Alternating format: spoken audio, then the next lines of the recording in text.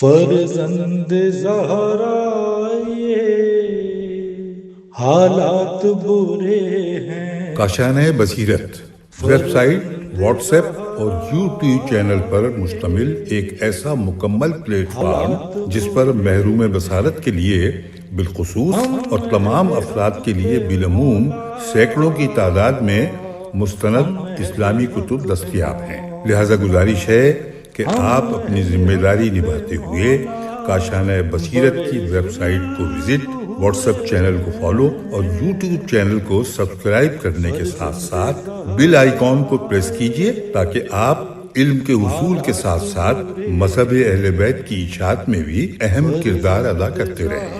کاشانۂ بصیرت۔ حالات برے ہیں۔ السلام علیکم ورحمۃ اللہ وبرکاتہ۔ سامعین، آپ سماعت فرما رہے ہیں بنیان المرصوص جلد اول، مقتل حسین ہے، مؤلف ہیں حیدر عباس بھٹی صاحب۔ آج ہم آپ کے سامنے اس کی 18ویں ریکارڈنگ پیش کر رہے ہیں، صفحہ نمبر 283۔ بیان جاری ہے مکہ سے کربلا کا سفر اور ان مقامات کا تذکرہ ہو رہا ہے جہاں جہاں قافلہ حسینی نے جس مقام سے قافلہ حسینی گزرا۔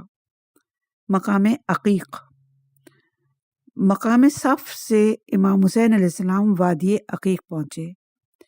یہ مقام وادی ذوالحلیفہ کے درمیان میں واقع ہے۔ ذات العرق اور غمرہ کے درمیان 26 میل کا فاصلہ تھا۔ جناب محمد بن جعفر بن عبداللہ بن حسین الاصغر بن علی ابن الحسین بن علی ابن ابی طالب کو بھی عقیق سے منسوب کیا جاتا ہے، جو العقیقی کے نام سے مشہور ہیں۔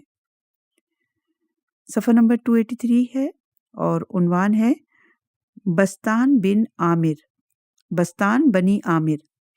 بستان بنی عامر یا بستان عامر کے نام سے منسوب تھا۔ یہ ایک پر رونق جگہ تھی۔ یہاں کھجوروں کا ایک باغ تھا۔ یہ باغ عامر حضرمی کی ملکیت تھا۔ یہ مقام یمن سے مکہ آنے والوں کو راستے میں پڑتا تھا اور اہل یمن یہاں سے احرام باندھتے تھے۔ امام علیہ السلام کا قافلہ جب عازم سفر ہوا تو منزل بستان عامر کو چھوڑتے ہوئے ذات العرق کی طرف سفر جاری رکھا۔ مقام میں بستان عامر سے اس وقت 2 راستے نکلتے تھے۔ ان میں سے ایک راستہ بصرہ اور دوسرا راستہ کوفے کی طرف جاتا تھا۔ امام علیہ السلام نے اس مقام سے کوفے کے راستے پر اپنا سفر جاری رکھا۔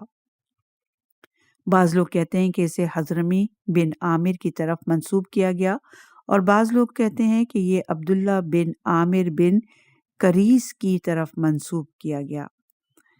صفحہ نمبر 284، عنوان ذات العرق، یہ بھی جگہ کا نام ہے۔ امام علیہ السلام 9 ذی الحج یہاں پہنچے اور 13 ذی الحج تک یہاں قیام فرمایا۔ یہ مقام مکہ اور کوفے کے درمیان ایک وادی ہے جو چند علاقوں پر مشتمل ہے۔ مکہ کے شمال میں تقریباً 92 کلومیٹر کے فاصلے پر واقع ہے۔ ایک روایت میں ہے کہ ذات عرق اہل عراق کے لیے مقام میقات تھا جو مکہ سے 48 میل کے فاصلے پر تھا۔ یہ کوفے سے مدینے کے راستے میں ہے اور الغمرہ اور بستان بنی عامر کے درمیان واقع ہے۔ یہ مقام بستان بنی عامر سے 48، کہیں بوستان لکھا ہے اور کہیں بستان لکھا ہے، بستان بنی عامر سے 48 کلومیٹر اور مقام غمرہ کے قریب ہے۔ ہجرت کے 3 سال ذات العرق کے نام سے یہاں ایک سریہ ہوا تھا۔ اس علاقے میں پانی اور سبزہ بہت ہے اور آبادیاں کثرت سے ہیں۔ الحمدانی نے ذکر کیا کہ بستان بنی عامر سے ذات العرق 24 میل یا 48 کلومیٹر ہے۔ عید کی نماز امام علیہ السلام نے اسی مقام پر ادا کی۔ 13 ذی الحجہ کو امام علیہ السلام کا قافلہ ذات العرق سے دوبارہ عازم سفر ہوا۔ صفحہ نمبر 284، عنوان ذات العرق بشر بن غالب کی ملاقات۔ اسی دن یعنی 9 ذی الحج کو بعد از دوپہر سفر کرتے کرتے امام علیہ السلام کا قافلہ ذات العرق پہنچا۔ امام علیہ السلام نے راستے سے ہٹ کر خیام لگانے کا حکم دیا۔ خیام لگا دیے گئے۔ امام علیہ السلام ابھی اپنے خیمے میں تشریف فرماتے کہ دور ایک تیز رفتار قافلہ مکہ کی طرف سفر کرتا نظر آیا۔ وہ قافلہ ذات العرق پر نہیں رکا، لیکن ان کے کچھ لوگ پانی کی مشکیں بھرنے امام علیہ السلام کے خیمے کے قریب آئے اور انہوں نے دریافت کیا کہ کس کے خیام ہیں۔ انہیں بتایا گیا کہ حسین بن علی کوفے کی طرف عازم سفر ہیں۔ یہ سن کر وہ واپس گئے اور قافلہ سالار کو بتایا۔ اس نے سنا تو گھوڑے سے اترا اور امام علیہ السلام کی طرف چلتا ہوا آیا۔ سلام کے بعد اس نے بتایا کہ وہ بشر بن غالب بن ساسا بن ناجیہ ہے۔ یہ مشہور شاعر فرزق کا بھائی تھا۔ امام علیہ السلام نے اس سے بھی عراق کے حالات پوچھے۔ اس نے بتایا، آقا، کوفیوں کے دل میں تو آپ کی محبت ہے، مگر اس محبت پر بنی امیہ کا خوف غالب آ چکا ہے۔ امام علیہ السلام نے فرمایا، اے اسدی بھائی، تم نے سچ کہا۔ اللہ جو چاہتا ہے وہی کرتا ہے اور جس کا ارادہ کرتا ہے وہی ہوتا ہے۔ اس نے امام علیہ السلام سے ایک آیت کی تفسیر پوچھی۔ آیت ہے سورہ ہے بنی اسرائیل، آیت نمبر 71۔ اس دن ہر قوم کو اس کے پیشوا کے ساتھ بلائیں گے۔ امام علیہ السلام نے اس کی تفسیر بیان کی کہ ایک امام و پیشوا ہوتا ہے جو لوگوں کو راہ راست اور کامیابی اور سعادت کی طرف دعوت دیتا ہے۔ کچھ لوگ اس کی دعوت پر لبیک کہتے ہیں اور اس کی پیروی کرتے ہیں۔ ایک اور امام اور پیشوا وہ ہے جو لوگوں کو گمراہی اور بدبختی کی طرف بلاتا ہے، اور لوگوں کا ایک گروہ اس کی دعوت قبول کرتا ہے۔ ان میں سے پہلا گروہ جنت میں اور دوسرا گروہ دوزخ میں جائے گا۔ پھر امام علیہ السلام نے اسی آیت کی تفسیر میں ایک اور آیت تلاوت فرمائی، سورہ شورا کی آیت نمبر 7۔ کچھ لوگ جنت میں اور کچھ لوگ دوزخ میں ہوں گے۔ صفحہ نمبر 285۔ عنوان ہے ذات العرق، جناب اون اور جناب محمد کی آمد۔ اسی مقام پر جناب عبداللہ بن جعفر طیار کے فرزندان جناب اون اور جناب محمد لشکر امام علیہ السلام میں شامل ہوئے۔ اس کی تفصیل ہم ان کے واقعات میں بیان کریں گے۔ اسی منزل ذات العرق پر جناب عبداللہ بن جعفر اور جناب محمد بن حنفیہ بھی امام سے آ کر ملے۔ کچھ اور روایت میں ہے کہ جناب عبداللہ بن جعفر اپنے ہمراہ دونوں شہزادوں یعنی اون اور جناب محمد کو لائے، اور کچھ روایات میں ہے کہ ان دونوں شہزادوں کو امام کی خدمت میں غلاموں کے ہمراہ پہلے ہی روانہ کیا جا چکا تھا۔ صفحہ نمبر 286۔ ذات العرق، جناب عبداللہ بن جعفر اور جناب محمد بن حنفیہ کی آمد۔ جناب عبداللہ کی امام علیہ السلام سے ملاقات ہوئی۔ جناب عبداللہ نے امام علیہ السلام سے گزارش کی کہ اس سفر میں مجھے خون ریزی محسوس ہوتی ہے، لہٰذا آپ کوفہ جانے کے فیصلے پر نظر ثانی فرمائیں۔ لکھا گیا ہے کہ جناب عبداللہ بن جعفر اپنے ہمراہ امام علیہ السلام کے لیے والی مکہ عمرو ابن سعید الاشدق کی طرف سے امان نامہ بھی لائے تھے۔ امام علیہ السلام نے جناب عبداللہ بن جعفر کے جذبے ایثار اور خلوص کی تعریف کی، اور پھر جناب عبداللہ سے تفصیلاً تمام حالات اور سیاسی اتار چڑھاؤ اور موجودہ اور پیش آمدہ صورتحال پر گفتگو فرمائی، اور اپنے کوفے جانے کا مقصد ایک بار پھر واضح فرمایا۔ امام علیہ السلام نے فرمایا، میں نے خواب میں رسول اللہ کو دیکھا ہے۔ اس خواب میں انہوں نے انتہائی اہم کام کی ذمہ داری میرے سپرد کی ہے، جسے میں نے بہر صورت انجام دینا ہے، خواہ اس کے نتیجے میں مجھے فائدہ ہو یا نقصان پہنچے۔ جناب عبداللہ نے خواب کی مزید تفصیلات پوچھی تو امام علیہ السلام نے فرمایا، میں نے یہ کسی کو نہیں بتایا اور جب تک زندہ ہوں کسی کو نہیں بتاؤں گا۔ طبقات الکبریٰ میں لکھا ہے کہ امام علیہ السلام نے فرمایا، میں نے خواب میں رسول اللہ کو دیکھا ہے۔ رسول اللہ نے مجھے حکم دیا ہے کہ جس کی تعمیل مجھ پر واجب ہے، اس حکم کی تفصیلات سے میں کسی کو آگاہ نہیں کر سکتا یہاں تک کہ میں اس کی تعمیل کروں گا۔ اور یہ روایت ہے طبقات الکبریٰ جلد نمبر 1 صفحہ نمبر 247، تہذیب الکمال جلد نمبر 6 صفحہ نمبر 218، تاریخ اسلام ذہبی جلد نمبر 5 صفحہ نمبر 9، تاریخ دمشق جلد نمبر 14 صفحہ نمبر 209، سیر الاعلام النبلا جلد نمبر 3 صفحہ نمبر 297، اور ہے ابن کثیر جلد نمبر 8 صفحہ نمبر 163، مناقب ابن عاشوب جلد نمبر 4 صفحہ نمبر 92 پر۔ صفحہ نمبر 287، عمرو بن سعید کا امان نامہ۔ اما بعد، میں خداوند تعالیٰ سے دعا مانگتا ہوں کہ وہ آپ کو ہر قسم کی مصیبت سے بچائے۔ جو چیز آپ کے لیے بہتر ہو اس کی طرف رہنمائی کرے۔ میں نے سنا ہے آپ عراق جا رہے ہیں، میں آپ کو اس مخالفت میں خدا کے حوالے کرتا ہوں۔ مجھے خوف ہے کہیں اس مخالفت میں آپ قتل نہ کر دیے جائیں۔ میں جناب عبداللہ بن جعفر اور اپنے بھائی یحییٰ بن سعید کو آپ کی طرف بھیج رہا ہوں، آپ ان کے ساتھ واپس میرے پاس آ جائیں۔ آپ کو امان دی جاتی ہے، آپ سے بہترین سلوک کیا جائے گا۔ جو کچھ میں نے لکھا ہے اس پر اللہ گواہ ہے، وہی وکیل بھی ہے اور وہی کفیل بھی ہے۔ والسلام۔ یہ روایت تاریخ طبری جلد نمبر 5 صفحہ نمبر 387، الکامل فی التاریخ جلد نمبر 2 صفحہ نمبر 548، الفتوح جلد نمبر 5 صفحہ نمبر 67، مقتل خوارزمی جلد نمبر 1 صفحہ نمبر 218 پر موجود ہے۔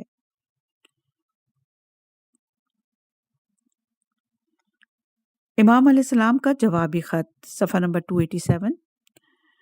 بسم اللہ الرحمن الرحیم۔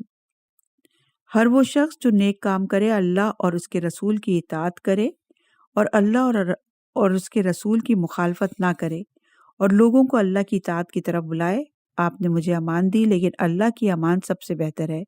ہر وہ جو اس دنیا میں اللہ سے نہیں ڈرتا، قیامت کے دن قیامت کے خوف اور ہراس سے محفوظ نہیں ہوگا۔ میں اللہ سے دعا کرتا ہوں کہ وہ مجھے اس دنیا میں اپنا خوف عطا فرمائے تاکہ قیامت کے دن ہر خوف سے محفوظ ہو جاؤں۔ جو کچھ تم نے اپنے خط میں لکھا اس کی بنیاد بھلائی اور نیکی ہے، تو اللہ تمہیں دنیا اور آخرت میں جزائے خیر دے۔ والسلام۔ اور یہ روایت قمقام جلد نمبر 1 صفحہ نمبر 341، مقتل خوارزمی صفحہ نمبر 218، تاریخ طبری جلد نمبر 5 صفحہ نمبر 387، الکامل فی تاریخ جلد نمبر 2 صفحہ نمبر 548، الفتوح جلد نمبر 5 صفحہ نمبر 67، مقتل خوارزمی جلد نمبر 1 صفحہ نمبر 218 پر موجود ہے۔ ایک روایت میں امام حسین علیہ السلام کے خط کا متن یوں ہے: بسم اللہ الرحمن الرحیم۔ تم نے اپنے خط میں جس صلے اور نیکی کا تذکرہ کیا ہے تو دنیا اور آخرت میں تجھے جزائے خیر حاصل ہو۔ وہ شخص جو لوگوں کو دعوت ارشاد دے اور نیک اعمال کرے وہ خدا اور اس کے رسول کا نافرمان نہیں ہو سکتا۔ میں اہل اسلام میں سے ہوں۔ سب سے شیریں امان اللہ سبحانہ و تعالیٰ کی ہے۔ سنو، جو شخص دنیا میں خدا سے نہیں ڈرتا وہ قیامت کے دن بھی اس پر ایمان نہیں لائے گا۔ ہم بارگاہ خداوندی میں سوال کرتے ہیں کہ وہ اس دنیا میں ہمارے قلوب میں خوف پیدا کرے جس کے ذریعے قیامت کے دن اس کی طرف سے ہمیں امان نصیب ہو۔ پھر آپ علیہ السلام نے جناب عبداللہ کو واپس روانہ کیا، اور یہ روایت ہے طبقات الکبریٰ جلد نمبر 1 صفحہ نمبر 447، تہذیب الکمال جلد نمبر 6 صفحہ نمبر 218، تاریخ دمشق جلد نمبر 14 صفحہ نمبر 209، سیر الاعلام النبالہ جلد نمبر 3 صفحہ نمبر 297، تاریخ اسلام ذہبی جلد نمبر 5 صفحہ نمبر 90، اور ہے ابن کثیر جلد نمبر 8 صفحہ نمبر 163 پر۔ صفحہ نمبر 288، عنوان ہے وادی صفرا۔ اس کے بعد امام علیہ السلام وادی صفرا پہنچے جو مدینے کے قریب واقع ہے۔ یہاں امام حسین علیہ السلام 13 ذی الحجہ کو پہنچے۔ یہاں آپ علیہ السلام کی ملاقات جناب مجموعہ بن زیاد اور جناب عباد بن مہاجر سے ہوئی جو کربلا میں آپ علیہ السلام کے ساتھ شہید ہوئے۔ صفحہ نمبر 288، الغمرہ یہ بھی مقام کا نام ہے۔ یہ مقام ذات العرق سے 31 کلومیٹر کے فاصلے پر تھا۔ امام علیہ السلام نے اس مقام پر قیام نہیں فرمایا۔ ایک روایت میں ہے کہ غمرہ سے ذات العرق 20 میل تھا۔ حسن حمدانی کہتے ہیں کہ اس راستے میں عقبہ، سمیرہ، فید، نقرہ، حاجر، عمق، عفیہ، مسلح یا ملحہ اور غمرہ تھے۔ مقام غمرہ ایک زرخیز جگہ تھی۔ غمرہ خیبر کی سمت شمال کی طرف 1 دن یا اس سے زیادہ کے فاصلے پر تھا۔ صفحہ نمبر 289، مقام الملحہ یا مسلح دونوں نام لکھے ہوئے یہاں پر۔ جناب سعد بن بشر حضرمی کی آمد 13 ذی الحجہ، امام علیہ السلام اس مقام پر پہنچے اور قیام فرمایا۔ الغمرہ سے الملحہ یا مسلح نامی مقام 53 کلومیٹر پہ ہے۔ یہ مقام ذات العرق سے حاجر کے راستے پر ہے۔ ایک روایت میں ہے کہ ابن اسحاق نے غزوہ بدر میں کہا، جب رسول اللہ مقام صفرا کے سامنے پہنچے تو دو پہاڑیوں کے درمیان موجود جگہ کا نام پوچھا۔ جواب ملا، یہ مقام مسلح یا ملحہ ہے اور یہاں یعنی پہاڑوں کے بیچ سے نکلنے کا راستہ ہے۔ آپ صلی اللہ علیہ وآلہ وسلم نے غور فرمایا اور پھر دائیں جانب چل پڑے۔ اس مقام پر جناب سعد بن بشر حضرمی تشریف لائے اور شہادت تک امام علیہ السلام کے ساتھ رہے۔ 14 ذی الحجہ کی صبح امام علیہ السلام اس مقام سے روانہ ہوئے۔ مقام ملحہ، ابو واقد السیمی، صحابی رسول سے ملاقات، صفحہ نمبر 289۔ آپ کا پورا نام حارث بن عوف بن اسید اور کنیت ابو واقدہ تھی۔ آپ مشہور صحابی رسول اللہ تھے۔ 2 ہجری میں پیدا ہوئے، جنگ صفین میں امیر المومنین علیہ السلام کے ساتھ تھے۔ آپ مکہ میں فوت ہوئے اور مقام فقہ میں دفن ہوئے۔ جناب ابو واقدہ سے روایت ہے کہ جب مجھے علم ہوا کہ امام حسین علیہ السلام عراق جا رہے ہیں تو میں آپ علیہ السلام کے پیچھے آ گیا اور مقام الملحہ پر ملاقات کی۔ میں نے انہیں اللہ کا واسطہ دیا کہ آپ علیہ السلام خروج نہ کریں، آپ قتل کر دیے جائیں گے۔ آپ علیہ السلام نے فرمایا، امام علیہ السلام نے فرمایا، میں نہیں رکوں گا۔ اور یہ روایت طبقات الکبریٰ جلد نمبر 1 صفحہ نمبر 445 میں موجود ہے۔ ابن کثیر کی جلد نمبر 8 صفحہ نمبر 163 پر بھی ہے اور تاریخ دمشق جلد نمبر 14 صفحہ نمبر 208 پر بھی ہے۔ صفحہ نمبر 290۔ عنوان ہے کوفے کے ایک باشندے سے ملاقات۔ ابن کثیر دمشقی اور ابن نما نے کوفے کے ایک باشندے سے نقل کیا ہے کہ میں اعمال حج انجام دینے کے بعد تیزی سے کوفہ واپس پلٹ رہا تھا کہ مجھے راستے میں چند خیمے نظر آئے۔ میں نے ان خیموں کے مالک کے بارے میں پوچھا تو بتایا گیا کہ یہ خیمے حسین بن علی علیہ السلام کے ہیں۔ یہ سن کر میں نواز رسول صلی اللہ علیہ وآلہ وسلم کی زیارت کے شوق میں ان کے مخصوص خیمے کی طرف چلا گیا۔ امام علیہ السلام اپنے سراپے سے مجھے ایک ایسے شخص نظر آئے جنہوں نے ابھی اپنے بڑھاپے کی ابتدا کی ہو۔ میں نے دیکھا کہ آپ تلاوت قرآن میں مشغول ہیں اور آپ علیہ السلام کی آنکھوں سے بہنے والے آنسوؤں کے قطرے آپ علیہ السلام کے چہرے اور داڑھی کو تر کر رہے ہیں۔ میں نے عرض کیا، میرے ماں باپ آپ علیہ السلام پر فدا ہوں۔ اے نواز رسول، کیا وجہ ہے کہ آپ علیہ السلام اس بے آب و گیا بیابان میں تشریف لائے ہیں؟ امام علیہ السلام نے فرمایا، ایک طرف مجھے اس قوم یعنی بنی امیہ سے خطرہ ہے اور دوسری طرف یہ اہل کوفہ کے خطوط ہیں جو انہوں نے مجھے ارسال کیے ہیں، اور یہی اہل کوفہ مجھے قتل کریں گے، اور جب اس جرم میں اپنے ہاتھ رنگ لیں گے اور خدا کے احکام اور فرامین کا احترام پامال کر لیں گے، تب خدا ان پر ایک ایسے شخص کو مسلط کرے گا جو انہیں ذلیل و خوار کر دے گا، اور ان کی حیثیت یعنی ماہانہ عادت کے ایام میں عورتوں کے استعمال شدہ کپڑے سے زیادہ پست ہو جائے گی۔ اور یہ روایت ہے ابن عساکر صفحہ نمبر 211، تاریخ ابن کثیر جلد نمبر 8 صفحہ نمبر 169 اور بحار الانوار جلد نمبر 44 صفحہ نمبر 368 پر۔ صفحہ نمبر 291 اور مقام کا نام ہے العافیہ۔ یہ مقام الملحہ سے 53 کلومیٹر کے فاصلے پر تھا۔ اس مقام پر امام علیہ السلام نے قیام نہیں فرمایا اور سفر جاری رکھا۔ یہ مقام مکہ سے کوفے کے راستے میں ایک قیام گاہ تھی۔ ایک روایت میں ہے کہ یہ مقام الملحہ سے 34 کلومیٹر کے فاصلے پر تھا۔ صفحہ نمبر 291 اور جگہ کا نام، مقام کا نام مادن بنی سلیم۔ مادن کے لفظی معنی کسی دھات کی کان کے ہیں۔ مادن فران اور مادن بنی سلیم فران بنی بلی یا علی بریکٹ میں ہے، بن عمرو بن خفاف بن قضاء سے منسوب ہے۔ بنی سلیم ان میں یعنی فران میں آباد ہوئے اور یہاں ہی رہنے لگے، اس لیے انہیں بنو قین کہا جاتا تھا، اور مادن سے لے کر سلسلیلہ تک 26 میل تھا۔ مقام کا نام العمق۔ یہ مقام العافیہ سے 49 کلومیٹر کے فاصلے پر تھا۔ 14 ذی الحجہ بروز اتوار امام علیہ السلام اس مقام پر پہنچے۔ اس مقام اور مادن بن مادن بنی سلیم کے درمیان 24 میل کا فاصلہ تھا۔ یہ ایک چشمہ تھا جو شہر غطفان میں واقع تھا۔ مقام کا نام السلیلہ۔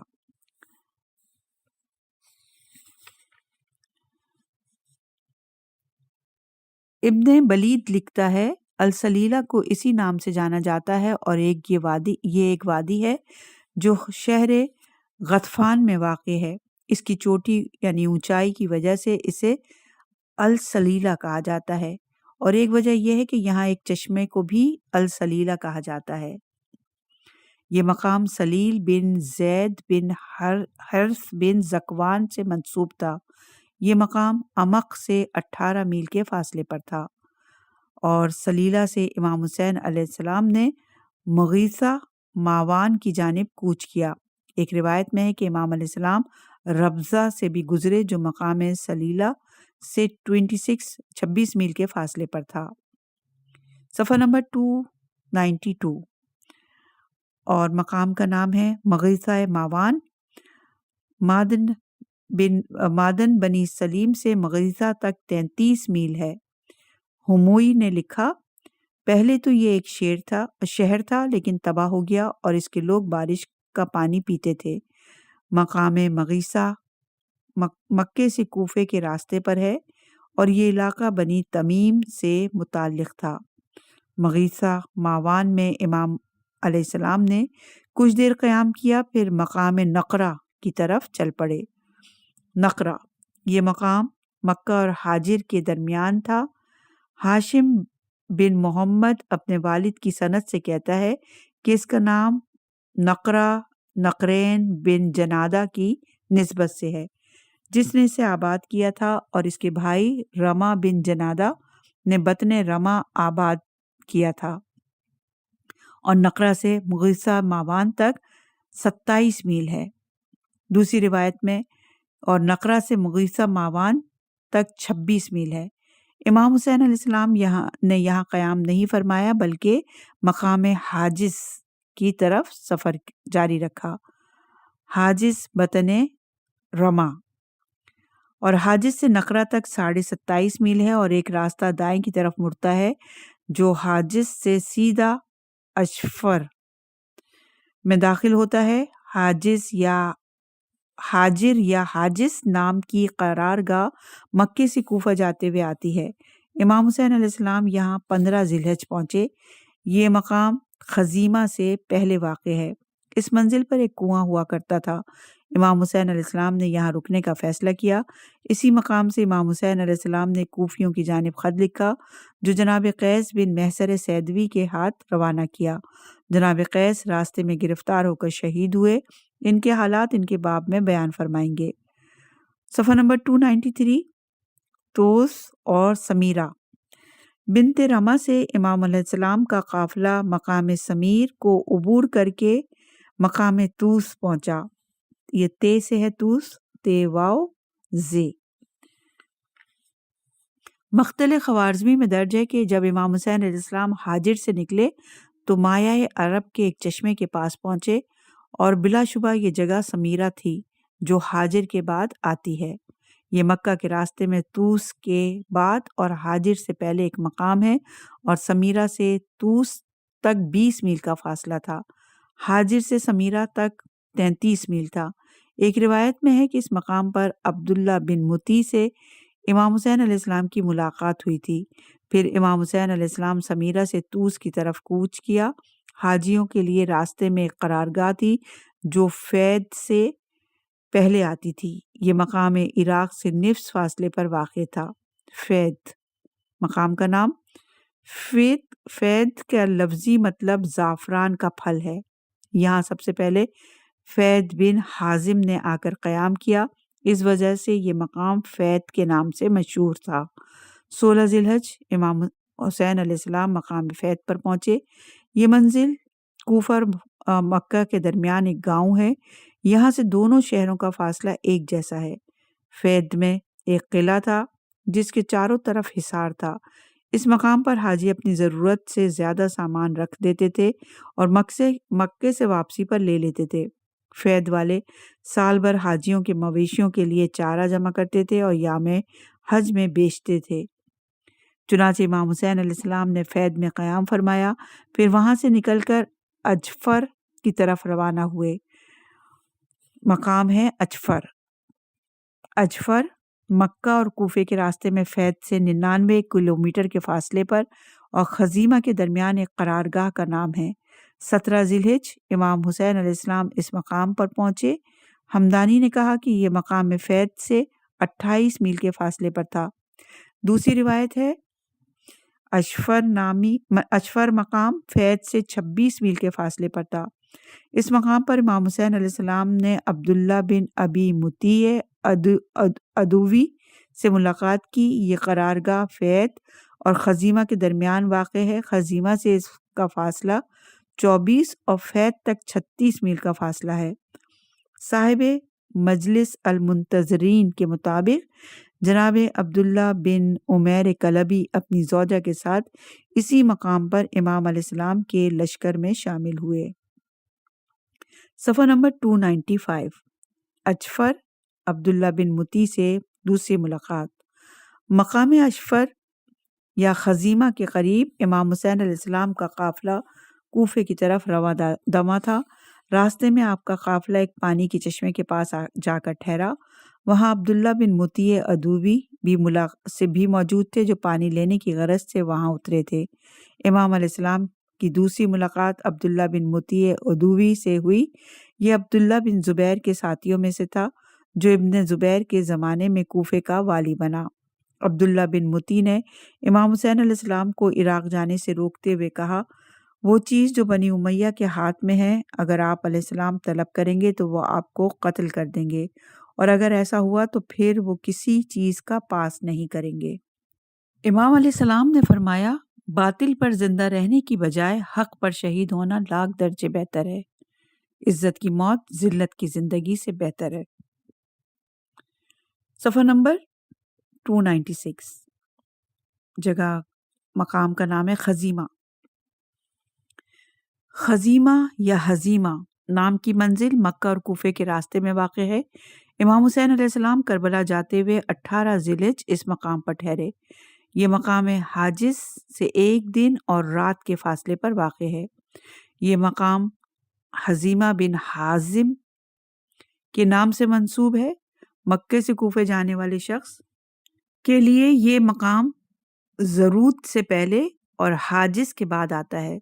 سلبیہ سے اس کا فاصلہ 32 اور اجفر سے 24 میل ہے۔ امام علیہ السلام اس مقام پر 19 ذی الحجہ تک ٹھہرے رہے، یعنی 1 دن اور 1 رات۔ یہاں سے امام علیہ السلام 19 ذی الحجہ کی صبح زرود کی طرف روانہ ہوئے۔ صفحہ نمبر 296۔ مقام کا نام خزیمہ، جناب زینب علیہ السلام اور حاطف غیبی۔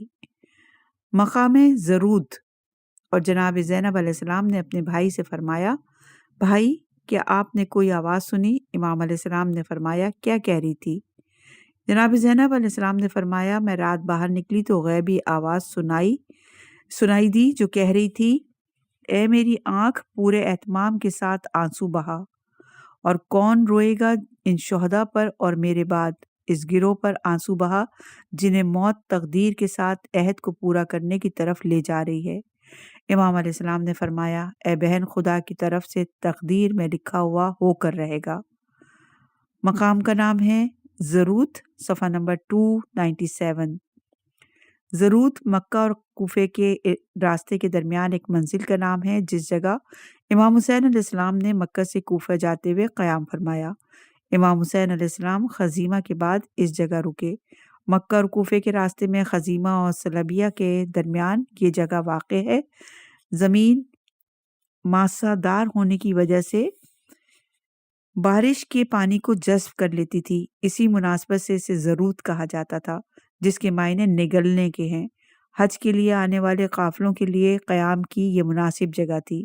ایک روایت میں ہے کہ زرود نام یثرب بن قابیہ بن محلیل بن رام بن ابیل بن اوس بن ارم بن سام بن نوح کی بیٹی کی وجہ سے تھا۔ صفحہ نمبر 297 ضرود جناب زہیر بن قین کا قافلہ۔ اس مقام پر جناب زہیر بن قین کا کاروان امام حسین علیہ السلام میں شامل ہوا۔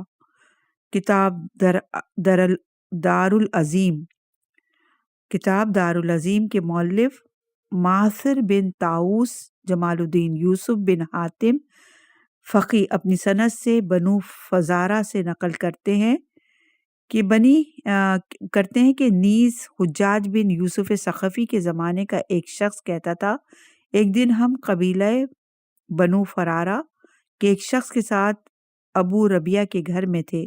میں نے اس سے پوچھا، مجھے بتاؤ کہ تم نے کس طرح امام حسین علیہ السلام سے ملاقات کی؟ وہ کہنے لگا، ہم جناب زہیر بن قین کے مشورے سے مکہ کے ایک پہاڑ سے نکلے۔ اس وقت ہم عراق جانا چاہتے تھے اور بنی امیہ کے خوف کی وجہ سے نہیں چاہتے تھے کہ راستے میں امام حسین علیہ السلام سے ہماری ملاقات ہو، اس لیے جب بھی وہ کسی منزل سے چلے جاتے ان کے جانے کے بعد ہم اس منزل پر قیام کرتے تھے۔ راستے میں ایک ایسی منزل آئی جہاں ہمیں ایک ساتھ ٹھہرنا پڑا۔ امام حسین علیہ السلام اپنے اصحاب کے ہمراہ ایک طرف ٹھہرے اور ہم دوسری طرف بیٹھ گئے۔ ہم کھانا کھا رہے تھے کہ اتنے میں امام حسین علیہ السلام کی طرف سے ایک قاصد ہمارے پاس آیا اور کہنے لگا، اے زہیر، اب عبداللہ نے مجھے آپ کے پاس بھیجا ہے تاکہ آپ ان کے پاس چلیں۔ فراری کہتا ہے کہ ہمارے ہاتھوں میں جو لقمے تھے ہم نے انہیں پھینک دیا، ایسا لگ رہا تھا کہ جیسے ہمارے سروں پر پرندے بیٹھ گئے ہوں۔ بالکل ساکت ہو گئے۔ اتنے میں جناب زہیر کی بیوی دیلم بنت عمرو کہنے لگی، آپ کو کیا ہو گیا ہے؟ فرزند رسول آپ کو بلا رہے ہیں اور آپ ان کے پاس جانے سے انکار کر رہے ہیں۔ سبحان اللہ، کیا ہوگا جو آپ ان کے پاس جائیں اور ان کی بات سن کر واپس آئیں۔ جناب زہیر اٹھ کر امام علیہ السلام کی خدمت میں حاضر ہوئے۔ ابھی کچھ ہی دیر ہوئی تھی کہ وہ واپس آئے اور کہنے لگے، میرے خیمے اور سامان کو یہاں سے اٹھا کر حسین علیہ السلام کے ساتھیوں کے ساتھ نصب کر دو۔ انہوں نے مزید فرمایا، میں اپنی بیوی کو طلاق دیتا ہوں، تم لوگ اسے اس کے رشتہ داروں تک پہنچا دو، کیونکہ مجھے یہ بات پسند نہیں کہ میری وجہ سے اسے کوئی تکلیف ہو۔ اور پھر ہم سے کہنے لگے، تم میں سے جو بھی میرے ساتھ آنا چاہتا ہے وہ میرے ساتھ چلے، اور جو نہیں آنا چاہتا وہ جان لے کہ یہ میرا آخری الوداع ہے۔ اور پھر جناب زہیر بن قین کہنے لگے، اب میں انہیں خدا کے حوالے کرتا ہوں۔ صفحہ نمبر 299 مقام ہے زرود، زوجہ جناب زہیر کا جواب۔ عاصم کوفی کی روایت کے مطابق جناب زہیر کی بیوی دیلم ان سے کہنے لگی، آپ علی علیہ السلام کے فرزند کے سامنے جنگ کرنا چاہتے ہیں؟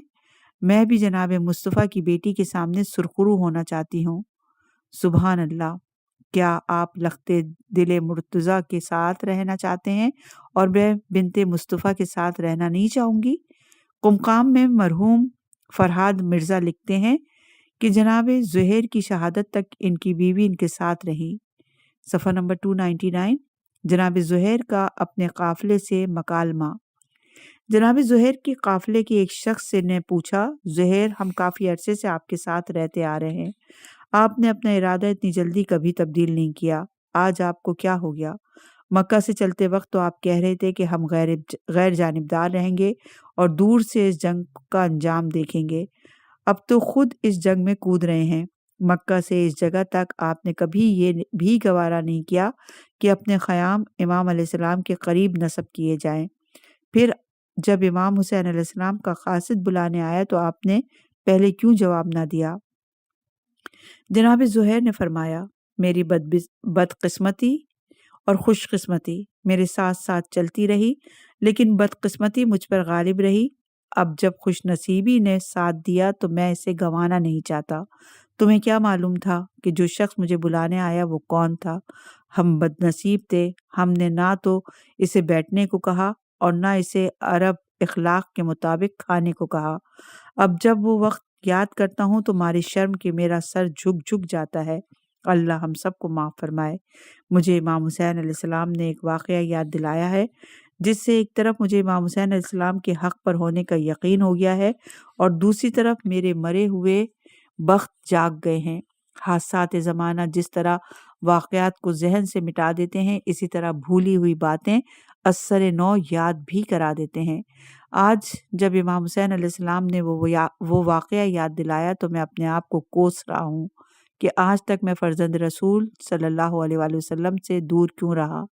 امام حسین علیہ السلام نے مجھے یاد دلایا کہ جب تم غزوہ الخجر میں تھے، فتح کے بعد تمہیں بہت سا مال غنیمت ملا تھا اور تم خوشی سے پھولے نہیں سما رہے تھے، تو کچھ یاد ہے کہ اس وقت جناب سلمان فارسی نے تمہیں کیا کہا تھا؟